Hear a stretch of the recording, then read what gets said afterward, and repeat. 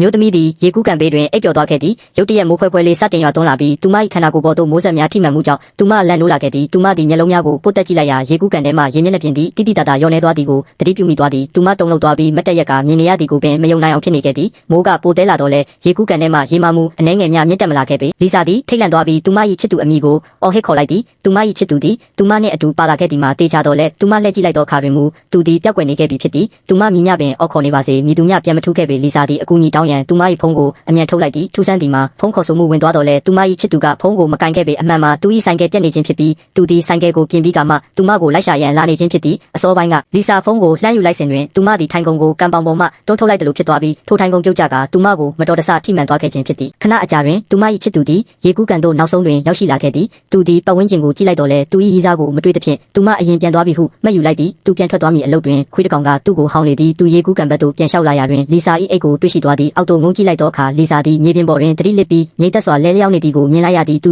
မကိုအချိန်ချင်းခေါ်တော့လဲတုံ့ပြန်မှုမရှိပေနစ်တာဤအနီးနားတွင်လေကားတစ်စင်းကိုတွေ့သဖြင့်အပြေးလွှာသွားယူတော့လဲထိုလေကားမှာတစ်ခုခုနှင့်ညှိနေခဲ့သည်ထိုစဉ်မြေပြင်ပေါ်ရှိရေတန့်ဘူးတစ်ဘူးကိုသူသတိပြုမိသွားပြီးစိတ်ကူးတစ်ခုရသွားခဲ့သည်သူသည်ထိုဘူးကိုကောက်ယူကာခြံစည်းရိုးနှိမ့်နှိမ့်စီသို့အပြေးသွားခဲ့သည်သူသည်လီဆာနိုးလာစေရန်ရေဖြင့်ပတ်လိုက်ရာကံကောင်းထောက်မစွာဖြင့်နောက်ဆုံးအကြိမ်ရေပတ်လိုက်သောအခါသူမသတိပြန်လည်လာခဲ့သည်လီဆာသည်မျက်လုံးကိုဖြည်းဖြည်းချင်းဖွင့်ကြည့်ကာထထိုင်လိုက်သည်နစ်ကဘာဖြစ်ခဲ့တယ်လဲဟုအလောတကြီးမေးမြန်းနေစဉ်မှာပင်ဘေးအန္တရာယ်တစ်ခုသည်သူတို့စီသို့တဖြည်းဖြည်းချင်းကပ်လာနေပြီဖြစ်သည်သူတို့စကားပြောနေတော့မှပင်လေကားမှဝက်အူများအားလုံးရုတ်တရက်ပြုတ်ထွက်သွားခဲ့သည်နစ်သည်ရုတ်တရက်ပြုတ်ကျသွားပြီးလီဆာကသူ့ကိုကူညီရန်အပြေးလွှားသွားခဲ့သည်သူသတိပြန်ဝင်လာသောအခါနှစ်ယောက်သားလွတ်မြောက်ရာလမ်းကိုစတင်ရှာဖွေကြသည်နစ်သည်ရေမြောင်းပေါဝါသို့ရှောက်သွားပြီးသူ၏ကိရိယာများကိုအသုံးပြု၍မူလီအားလုံးကိုဖြုတ်ကာလေးလံသောအဖုံးကိုအားကုန်သုံး၍တွန်းဖွင့်လိုက်သည်ထိုတော်တွင်လီဆာကလည်းလူစိတ်ဝင်စားမှုရရှိစေရန်သူမ၏ဝီစီကိုအားကုန်မှုနေခဲ့သည်သူတို့မြည်တို့လွတ်မြောက်ရမည်ကိုတိုင်ပင်နေစဉ်မှာပင်ရေမြောင်းပိုက်ထဲမှအေယာမမိကြောင်ကြီးတစ်ကောင်ရုတ်တရက်ဝုန်းခနဲ့ထွက်လာခဲ့သည်လီဆာသည်အလွန်အမင်းကြောက်လန့်သွားသဖြင့်မလှုပ်ရှားနိုင်ဖြစ်နေခဲ့သည်နစ်သည်အနီးရှိတစ်သားတန်းလျားရှည်ကိုအမြန်ဖယ်လိုက်ပြီးလီဆာ၏ရှိမှနေ၍ကာကွယ်ပေးလိုက်သည်သူသည်မိကြောင်ကြီးကိုလက်ဖြန့်သွားစေရန်စူညံတမ်းများပြုလုပ်တော်လဲ